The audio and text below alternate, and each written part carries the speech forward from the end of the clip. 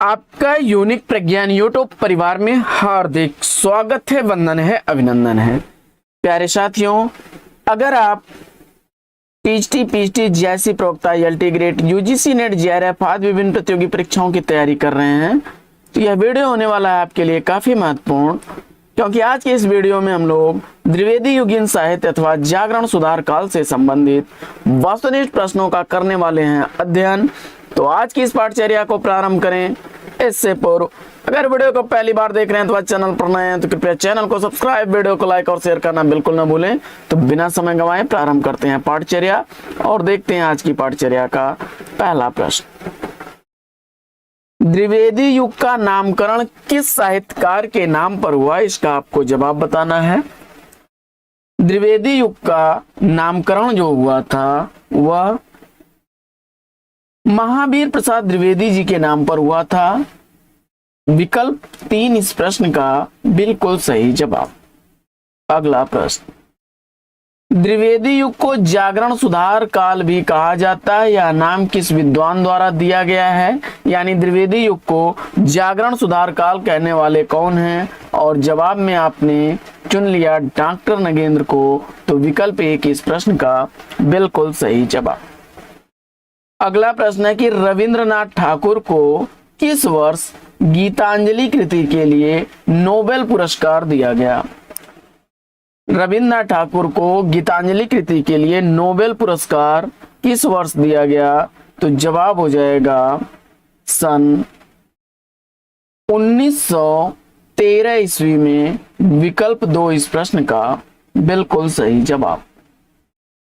अगला प्रश्न है कि गीता रहस्य ग्रंथ के रचयिता कौन हैं? तो गीता रहस्य ग्रंथ का रचनाकार आपने चयनित किया बाल गंगाधर तिलक को, तो बिल्कुल सही जवाब।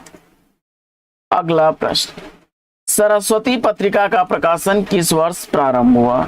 ध्यान दीजिएगा, यहाँ सरस्वती पत्रिका का प्रकाशन पूछा जा रहा है किस वर्ष प्रारंभ हुआ, और इस प्रश्न का जवाब आपने 1900 ईस्वी चुना, तो बिल्कुल सही। कार्यभार किस वर्ष संभाला? तो आचार्य महावीर प्रसाद द्विवेदी जी ने सरस्वती पत्रिका का प्रकाशन का संपादन कार्य कब संभाला? तो जवाब इसका आपने 1903 ईस्वी चुना, बिल्कुल सही जवाब। 1900 ईस्वी में जब इसका संपादन प्रारंभ हुआ था तो उस समय इसके संपादक डॉक्टर श्याम सुंदर दास जी थे। अगला प्रश्न है कि महावीर प्रसाद द्विवेदी जी की हे कविते शीर्षक कविता किस वर्ष प्रकाशित हुई? यानी हे कविते कविता का प्रकाशन वर्ष आपको बताना है, और इस प्रश्न का जवाब आपने 1900 ईस्वी चुना, तो विकल्प 3 बिल्कुल सही जवाब। अगला प्रश्न है कि सरस्वती के प्रारंभिक संपादक निम्न में से कौन थे? सरस्वती पत्रिका के प्रारंभिक संपादक कौन थे, इसका आपको जवाब बताना है, और प्रश्न संख्या 9 का राइट आंसर मुझे उम्मीद है कि आपने श्याम सुंदर दास को चुना, तो बिल्कुल सही जवाब। अगला प्रश्न, सरस्वती के संपादक थे इसमें से, क्षमा करें, प्रकाशक कौन थे? तो सरस्वती पत्रिका का प्रकाशन के प्रकाशक चिंतामणि घोष थे। विकल्प 1 इसका सही जवाब। अगला प्रश्न है कि संपत्ति शास्त्र पुस्तक का रचनाकार बताना आपको। संपत्ति शास्त्र पुस्तक के रचनाकार कौन है? संपत्ति शास्त्र पुस्तक के रचनाकार आपने चुन लिया है महावीर प्रसाद द्विवेदी को, तो बिल्कुल सही जवाब। अगला प्रश्न है कि काशी नागरी प्रचारणी सभा की स्थापना किस वर्ष हुई? काशी नागरी प्रचारणी सभा की स्थापना का स्थापना वर्ष आपको बताना है, और इस प्रश्न का जवाब आपने चयनित कर लिया 1893 ईस्वी को, तो बिल्कुल सही जवाब। विकल्प 1 इसका सही उत्तर है। अगला प्रश्न है कि हिंदी उद्धारणी प्रतिनिधि महासभा कहाँ स्थापित की गई?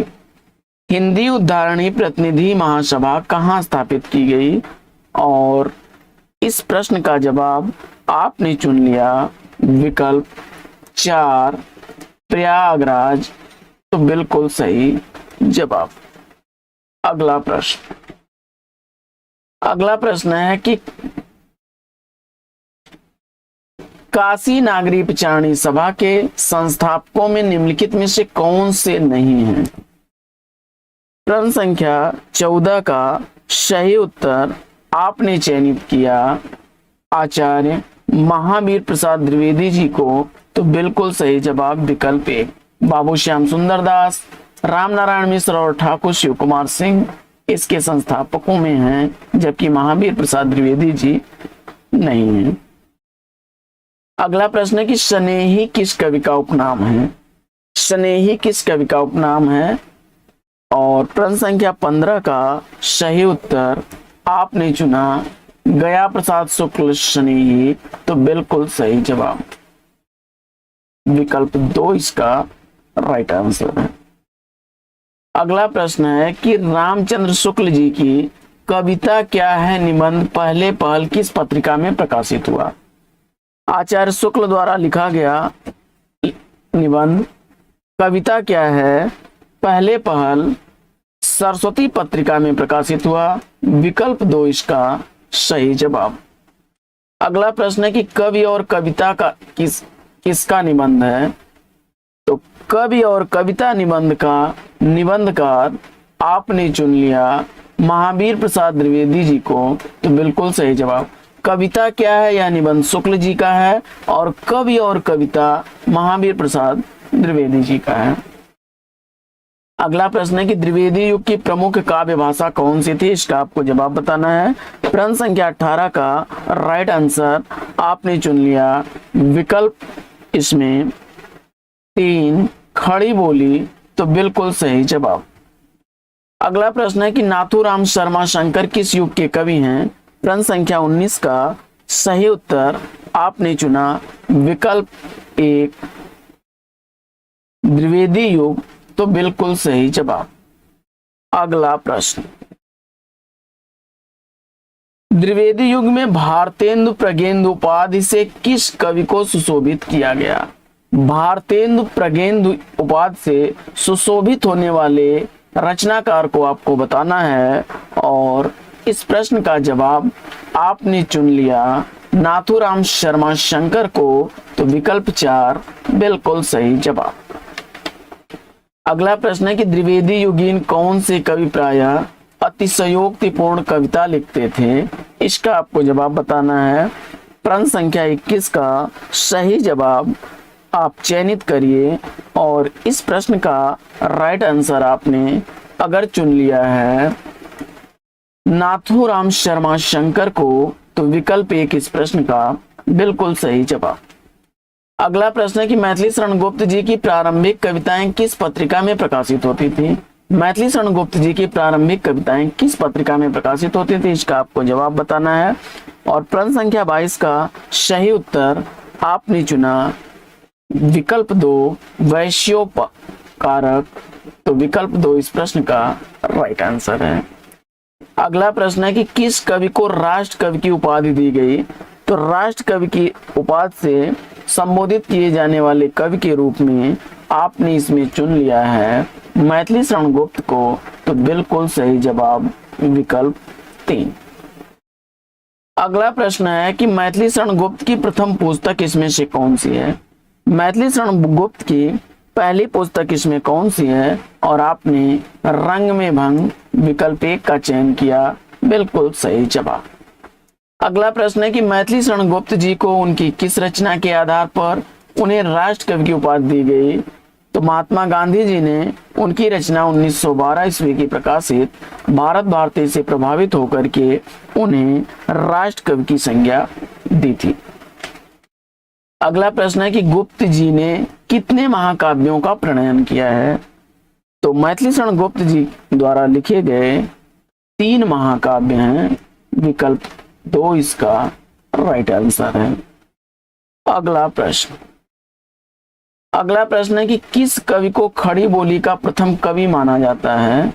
खड़ी बोली का प्रथम कवि इसमें से पहला कवि किसे माना जाता है?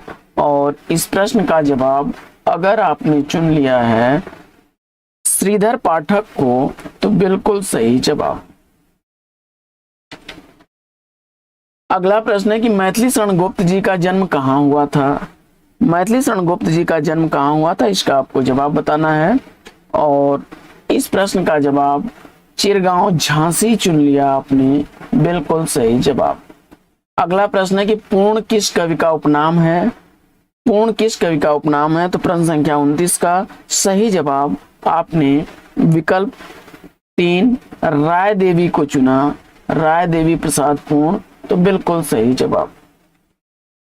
अगला प्रश्न है कि धाराधर धामन शीर्षक से कालिदास द्वारा लिखे गए मेघदूत का पद्यबद्ध अनुवाद किस कवि ने किया। धाराधर धामन शीर्षक से कालिदास द्वारा लिखे गए मेघदूत का पद्यानुवाद करने वाले कवि इसमें कौन से हैं, और इस प्रश्न का जवाब आपने चयनित किया राय देवी प्रसाद पूर्ण को, तो बिल्कुल सही जवाब। अगला प्रश्न है कि त्रिशूल उपनाम से राष्ट्रीय भावनाओं की कविता लिखने वाले कवि कौन है। प्रश्न संख्या 31 का सही जवाब आपने चुना विकल्प 2 गया प्रसाद शुक्ल को, तो बिल्कुल सही जवाब। गया प्रसाद शुक्ल स्नेही त्रिशूल उपनाम से कविताएं लिखा करते थे। अगला प्रश्न है कि हृदय का मधुभार किसका काव्य संग्रह है।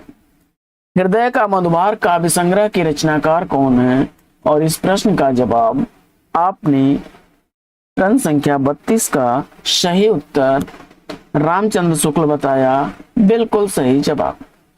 अगला प्रश्न देशभक्त वीरों मरने से नेक नहीं डरना होगा, प्राणों का बलिदान देश की वेदी पर करना होगा। यह पंक्तियां किस रचनाकार की हैं, इसका आपको जवाब बताना है। प्रश्न संख्या 33 का सही जवाब आपने चुना विकल्प 3 नाथूराम शर्मा शंकर को, बिल्कुल सही जवाब। अगला प्रश्न है कि सरगव नरक ठिकाना नहीं यह कविता किस रचनाकार की है, इसका आपको जवाब बताना है, और इस प्रश्न का जवाब आपने चयनित किया है महावीर प्रसाद द्विवेदी जी को, विकल्प 4 बिल्कुल सही जवाब। अगला प्रश्न है कि कविता काननी कांत उपाधि किस कवि को दी गई थी, और इस प्रश्न का जवाब आपने चयनित किया विकल्प नाथूराम शर्मा शंकर को, तो विकल्प 1 इसका सही जवाब। भारतेंदु प्रगेंदु कविता कामिनी कांत ये नाथूराम शर्मा शंकर की उपाधियां। अगला प्रश्न है कि गर्भरंडा रहस्य किसका काव्य ग्रंथ है। गर्भरंडा रहस्य काव्य ग्रंथ के रचनाकार कौन है, और प्रश्न संख्या 36 का सही जवाब आपने चुना विकल्प 1 नाथूराम शर्मा शंकर को, तो बिल्कुल सही जवाब। अगला प्रश्न है कि एकांतवासी योगी किसकी रचना है। एकांतवासी योगी रचना के रचनाकार आपने चुना विकल्प 2 श्रीधर पाठक को, तो बिल्कुल सही जवाब। अगला प्रश्न है कि काव्य कुंज अबला विलाप किसकी रचना है। काव्य कुंज अबला विलाप रचना के रचनाकार आपने चुन लिया है आचार्य महावीर प्रसाद द्विवेदी को, तो विकल्प 1 इसका सही उत्तर। अगला प्रश्न है कि पद्य पुष्पांजलि के रचनाकार कौन है। पद्य पुष्पांजलि कृति का रचनाकार आपने चुना है विकल्प 3 लोचन प्रसाद पांडे को, तो बिल्कुल सही जवाब। अगला प्रश्न है कि बुद्ध चरित किसकी रचना है। बुद्ध चरित का रचनाकार आपने चुना आचार्य रामचंद्र शुक्ल को, तो विकल्प 2 इस प्रश्न का बिल्कुल सही जवाब। अगला प्रश्न है कि काव्य मंजूषा के रचनाकार कौन है। काव्य मंजूषा कृति का रचनाकार आपने चुन लिया आचार्य महावीर प्रसाद द्विवेदी को, तो विकल्प 1 इसका सही जवाब। अगला प्रश्न है कि अनुराग रत्न के रचनाकार कौन है। अनुराग रत्न कृति का रचनाकार आपने चुन लिया है नाथूराम शर्मा शंकर को, तो विकल्प 1 बिल्कुल सही जवाब। अगला प्रश्न है कि कश्मीर सुषमा किसकी रचना है। कश्मीर सुषमा का रचनाकार आपने चुन लिया है श्रीधर पाठक को, तो बिल्कुल सही उत्तर। अगला प्रश्न स्वदेशी कुंडल किसकी रचना है। स्वदेशी कुंडल कृति का रचनाकार आपने चुना राय देवी प्रसाद पूर्ण को, तो बिल्कुल सही जवाब। कृषक क्रंदन किसके द्वारा लिखा गया है। कृषक क्रंदन यह रचना लिखी गई है गया प्रसाद शुक्ल स्नेही द्वारा। विकल्प 4 बिल्कुल सही जवाब। अगला प्रश्न है कि वृत्त संहार के रचनाकार कौन है? वृत्त संहार का रचनाकार आपने चुन लिया है मैथिली शरण गुप्त को, तो बिल्कुल सही जवाब। अगला प्रश्न है कि द्वापर के रचनाकार कौन है? द्वापर कृति का रचनाकार आपने चुना मैथिली शरण गुप्त को, तो बिल्कुल सही जवाब। मिलन कृति का रचनाकार कौन है? और मिलन के रचनाकार आपने चुना राम नरेश त्रिपाठी को, तो विकल्प 2 इसका सही जवाब। अगला प्रश्न है कि झंकार, झंकार के रचनाकार कौन है? और प्रश्न संख्या 49 का राइट आंसर आपने चुना मैथिली शरण गुप्त को, तो विकल्प 4 इसका सही जवाब। अगला प्रश्न है कि प्रवासी के रचनाकार कौन है? तो प्रवासी कृति का रचनाकार आपने चुन लिया लोचन प्रसाद पांडे को, तो विकल्प 3 इस प्रश्न का बिल्कुल सही जवाब। अगला प्रश्न है कि पद्म प्रसून के रचनाकार कौन है? पद्म प्रसून के रचनाकार आपको बताना है, और इस प्रश्न का जवाब आपने विकल्प पद्म प्रसून का रचनाकार विकल्प 1 चुना अयोध्या सिंह उपाध्याय हरिऔध को, तो बिल्कुल सही जवाब। उजड़ ग्राम किसके द्वारा लिखी गई रचना है? तो यह अनुवादित रचना है डिजर्टेड विलेज का, तो श्रीधर पाठक आपने चयनित किया, तो बिल्कुल सही जवाब। अगला प्रश्न, रस कलश के रचनाकार कौन है? तो रस कलश कृति का रचनाकार आपने विकल्प 1 चुना हरिऔध को, तो राइट आंसर के साथ हैं आप। अगला प्रश्न है कि भारतोत्थान के रचनाकार कौन है? तो भारतोत्थान कृति का रचनाकार आपने चयनित कर लिया है श्रीधर पाठक को, तो विकल्प 4 इस प्रश्न का बिल्कुल सही जवाब। अगला प्रश्न है कि खड़ी बोली हिंदी का पहला महाकाव्य माना जाता है। खड़ी बोली हिंदी का पहला महाकाव्य माना जाता है प्रिय प्रवास को, अयोध्या सिंह उपाध्याय हरिऔध द्वारा लिखा गया है। विकल्प 1 इसका राइट आंसर है। प्रिय प्रवास में किसकी कथा है? प्रिय प्रवास कृति में किसकी कथा का वर्णन है? और जवाब में आपने चयनित किया कृष्ण को, तो तीसरा विकल्प इसका राइट आंसर है। अगला प्रश्न, प्रिय प्रवास की भाषा क्या है? तो प्रिय प्रवास खड़ी बोली में लिखा गया ग्रंथ है। रस कलश किस भाषा में लिखी गई रचना है? रस कलश ब्रज भाषा की रचना है। विकल्प 1 इसका राइट आंसर है। अगला प्रश्न है कि साकेत प्रबंध काव्य की नायिका कौन है? साकेत प्रबंध काव्य की नायिका इसमें से आपने सेलेक्ट कर लिया उर्मिला को, तो विकल्प 1 इसका सही जवाब। अगला प्रश्न है कि अबला जीवन हाय तुम्हारी यही कहानी, आंचल में है दूध और आंखों में पानी, यह पंक्तियां किस रचनाकार की हैं? तो यह पंक्ति जो है मैथिली शरण गुप्त की है। विकल्प 3 इसका राइट आंसर है। अगला प्रश्न है कि मैथिली शरण गुप्त जी का प्रिय छंद कौन सा है? तो मैथिली शरण गुप्त जी का प्रिय छंद हरिगीतिका छंद है। विकल्प 4 इसका राइट आंसर है। अगला प्रश्न है कि भैंसी भवानी के तब सेवा लागे करन पढ़ोगा छूट, अब बटुअन दूध दुहाई न हाथन धार न कबहू दुहत मां छूट, यह पंक्तियां किसकी हैं? और इसका जवाब आपने चयनित कर लिया विकल्प 2 महावीर प्रसाद द्विवेदी जी को, तो बिल्कुल सही जवाब। अगला प्रश्न है कि मैथिली शरण गुप्त जी के गुरु कौन थे? मैथिली शरण गुप्त जी के गुरु आपको बताना है, और आपने उत्तर में चयनित किया महावीर प्रसाद द्विवेदी जी को, तो बिल्कुल सही जवाब। अगला प्रश्न है कि महावीर प्रसाद द्विवेदी और हिंदी नवजागरण पुस्तक के लेखक कौन है? तो महावीर प्रसाद द्विवेदी और हिंदी नवजागरण यह आलोचनात्मक पुस्तक लिखी गई है रामविलास शर्मा द्वारा। विकल्प 3 बिल्कुल सही जवाब। अगला प्रश्न है कि खड़ी बोली प्रयोग का आंदोलन करने वाले इसमें से कौन थे?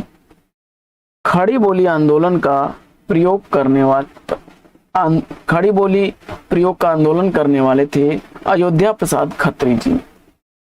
जगत सच्चाई सार किसकी कविता है? और आपने उत्तर में श्रीधर पाठक को चुना, तो बिल्कुल सही जवाब। अगला प्रश्न, स्वप्न खंड काव्य के रचनाकार कौन है? स्वप्न खंड काव्य का रचनाकार आपको बताना है और इस प्रश्न का जवाब आपने राम नरेश त्रिपाठी चुना, बिल्कुल सही जवाब। प्रिय प्रवास का प्रकाशन वर्ष क्या है? प्रिय प्रवास कृति का प्रकाशन वर्ष आपने 1914 ईस्वी चयनित किया, तो बिल्कुल सही जवाब। अगला प्रश्न है, हम कौन थे, क्या हो गए और क्या होंगे अभी, आओ विचारे आज मिलकर ये समस्याएं सभी। ये प्रसिद्ध पंक्तियां किस काव्य ग्रंथ से उद्धृत हैं? और इस प्रश्न का जवाब आपने चयनित कर लिया भारत भारती, विकल्प 3 को, बिल्कुल सही जवाब। अगला प्रश्न है कि किस कवि ने माइकल मधुसूदन कृत दत्त की कृतियों का अनुवाद मधुप उपनाम से किया था? प्रश्न संख्या 70 का सही जवाब, मुझे उम्मीद है कि आपने मैथिली शरण गुप्त जी को चुना होगा, विकल्प 1 इसका राइट आंसर है। अगला प्रश्न है कि द्विवेदी जी के पत्र पाठक जी के नाम से संकलित पुस्तक के संकलनकर्ता कौन है? और इस प्रश्न का जवाब आपने चयनित कर लिया द्विवेदी जी के पत्र पाठक जी के नाम। यह संकलित पत्रों का जो संकलन है यह किया है पद्मधर पाठक ने, विकल्प 4 इसका राइट आंसर है। अगला प्रश्न है कि बड़ी धूम से टेसू आए, लड़के लाड़ी साथ लगाए, होगा दिल्ली में दरबार, सुनकर चौक पड़ा संसार। ये किसकी पंक्तियां हैं? और प्रश्न संख्या 72 का सही जवाब आपने चुना बाल मुकुंद गुप्त को, तो बिल्कुल सही जवाब। अगला प्रश्न है कि सरस्वती के आरंभिक संपादक मंडल में से निम्नलिखित में से कौन से नहीं थे? इसका आपको जवाब बताना है। तो बाबू राधा कृष्ण दास, बाबू जगन्नाथ दास और श्याम सुंदर दास ये लोग थे, बाबू गुलाब राय नहीं थे, तो विकल्प 2 इसका राइट आंसर हो जाएगा। अगला प्रश्न है कि सारे देव वृंद से खिंचकर देवराज के नयन हजार, काम देव पर बड़े चाव से आकर पड़े एक ही बार। यह पंक्तियां किस रचनाकार की हैं? तो जवाब हो जाएगा, यह पंक्तियां हैं श्रीधर पाठक की, विकल्प 1 इसका सही जवाब। अगला प्रश्न है कि मेरे चपल यौवन बाल, अचल अंचल में पड़ा सो मचल कर मतसाल। ये पंक्तियां किस रचना से उद्धृत हैं? और इस प्रश्न का जवाब आपने चयनित कर लिया साकेत, तो विकल्प 1 इसका राइट आंसर है।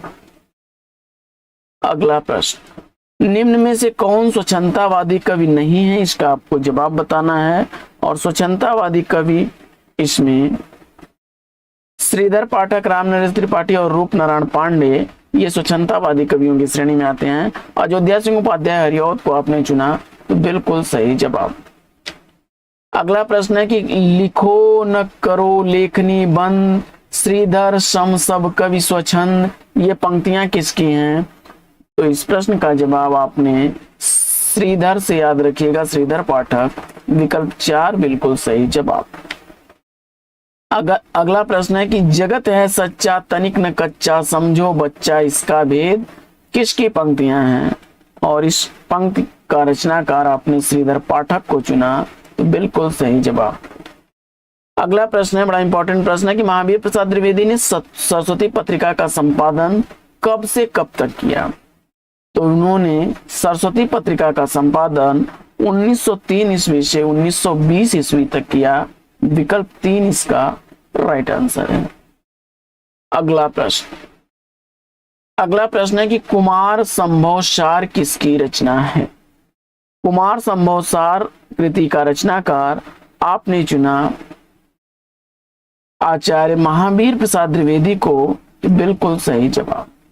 कविता कलाप किसकी रचना है? कविता कलाप कृति का रचनाकार आपने आचार्य महावीर प्रसाद द्विवेदी को चुना, तो बिल्कुल सही जवाब। अगला प्रश्न है कि उमर खयाम की रुबाइयां के रचनाकार कौन है? और जवाब में आपने चयनित किया विकल्प 1 मैथिली शरण गुप्त को, तो बिल्कुल सही जवाब। अगला प्रश्न है कि मंडेल भगिनी किसकी अनुदित रचना है? प्रश्न संख्या 83 का सही जवाब आपको चुनना है और उत्तर में आपने चयनित कर लिया विकल्प 2 बाल मुकुंद गुप्त को, तो बिल्कुल सही जवाब। अगला प्रश्न है कि समालोचना आदर्श किस विधा का रूप है? समालोचना आदर्श किस विधा का रूप है? और प्रश्न संख्या 84 का राइट आंसर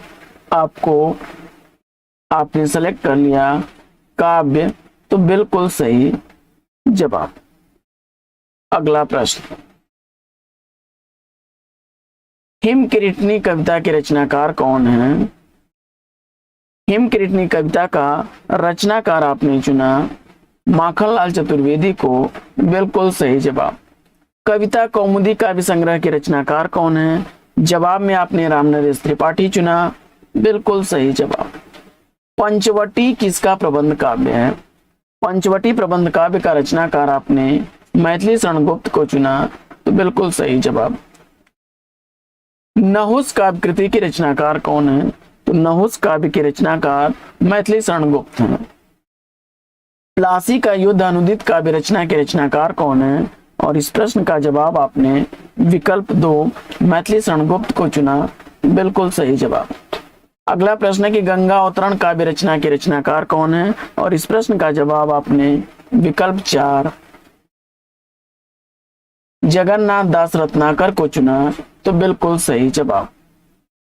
अगला प्रश्न है कि वैदेही वनवास किसकी रचना है? वैदेही वनवास का रचनाकार आपने अयोध्या सिंह उपाध्याय हरिऔध को चुना, बिल्कुल सही जवाब। सुमन किसकी काव्य रचना है? सुमन काव्य रचना का रचनाकार आपने चुना विकल्प 4 महावीर प्रसाद द्विवेदी को, तो बिल्कुल सही जवाब। अगला प्रश्न है कि मैथिली शरण गुप्त जी की के खंड काव्यों की संख्या कितनी है? मैथिली शरण गुप्त जी के खंड काव्यों की संख्या आपको बताना है और उत्तर में आपने चयनित किया।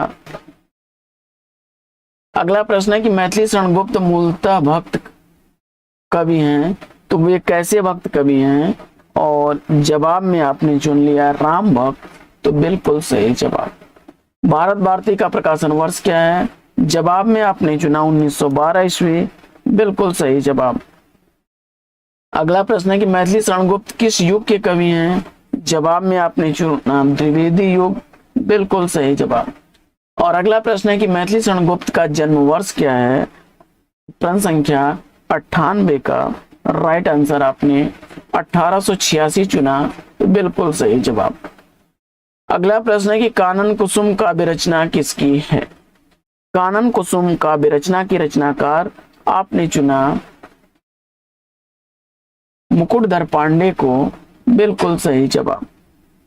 अगला प्रश्न है कि दिवस का अवसान समीप था, गगन था कुछ लोहित हो चला, ये काव्य पंक्तियां ये किस काव्य ग्रंथ की प्रारंभिक पंक्तियां हैं? और इस प्रश्न का जवाब आपने प्रिय प्रवास चुना, तो बिल्कुल सही जवाब।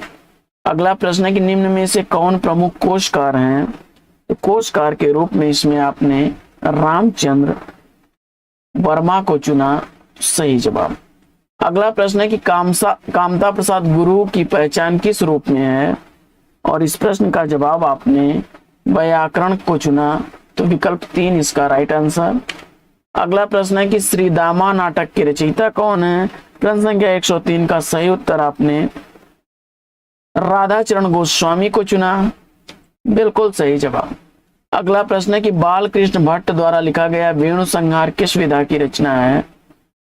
और इस प्रश्न का उत्तर आपने चुन लिया नाटक, बिल्कुल सही जवाब। अगला प्रश्न है कि जयशंकर प्रसाद द्वारा लिखा गया करुणालय गीत नाट्य का प्रकाशन वर्ष आपको बताना है। और जवाब में 1912 ईस्वी आपने चुना, बिल्कुल सही जवाब। नेत्रोन्मिलन नाटक के रचयिता कौन है? और इस प्रश्न का जवाब आपने विकल्प 3 चुना, मिश्रबंधु, बिल्कुल सही जवाब। अगला प्रश्न है कि कृष्णार्जुन युद्ध नाटक के नाटककार कौन है? कृष्णार्जुन युद्ध नाटक का नाटककार आपने चयनित कर लिया माखनलाल चतुर्वेदी को, बिल्कुल सही जवाब। अगला प्रश्न है कि राधे श्याम कथावाचक का संबंध मुख्यतः किस विधा से है? तो इस प्रश्न का जवाब आपने चुना विकल्प 4 नाटक, तो बिल्कुल सही जवाब। अगला प्रश्न है कि चुंगी की उम्मीदवारी किसका प्रहसन है? तो जवाब हो जाएगा बद्रीनाथ भट्ट का। तो साथियों, आज की पाठचर्या में लेंगे यहीं पर विराम। वीडियो अगर अच्छा लगा हो तो लाइक और शेयर कर दीजिए। चैनल पर पहली बार है तो चैनल को सब्सक्राइब कर लीजिए। फिर मिलते हैं आपसे अगले वीडियो में एक नए प्रकरण, एक नया टॉपिक, एक नए अंदाज में। तब तक के लिए लेंगे आपसे विदा। आपका जीवन मंगलमय हो। वेस्ट विशेष बेस्ट ऑफ लक। जय हिंद साथियों।